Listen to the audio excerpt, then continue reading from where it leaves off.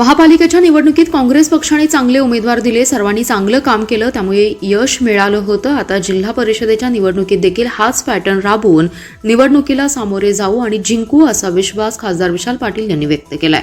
दरम्यान मिरज तालुक्यातून जिल्हा परिषद आणि पंचायत समितीसाठी इच्छुक असलेल्या 62 जणांनी मुलाखती दिल्या. मिरज तालुक्यातील जिल्हा परिषद आणि पंचायत समितीच्या जागांसाठी इच्छुक असलेल्या उमेदवारांच्या मुलाखती जिल्हा काँग्रेस कमिटीमध्ये खासदार विशाल पाटील यांनी घेतल्या. यावेळी विशाल पाटील बोलत होते. यावेळी काँग्रेसचे युवा नेते डॉक्टर जितेश कदम, शहर जिल्हाध्यक्ष राजेश नाईक, मिरज तालुकाध्यक्ष अण्णासाहेब कोरे, सुभाष खोत, विकास मोहिते आदी जण उपस्थित होते. मिरज तालुक्यातील जिल्हा परिषदेच्या 10 जागांसाठी 20हून जास्त तर पंचायत समितीसाठी 20 जागांसाठी 42हून जास्त इच्छुकांनी आज मुलाखती दिल्या. यामध्ये एरंडोली, भोसे, बेडग, मालगाव जिल्हा परिषद गटातील भाजपमधील बहुतांशी कार्यकर्ते तसेच अजित घोरपडे गट, राष्ट्रवादी शरद पवार पक्ष, आरपीआयचेही अनेक कार्यकर्ते काँग्रेस भवनमध्ये मुलाखतीसाठी आले होते.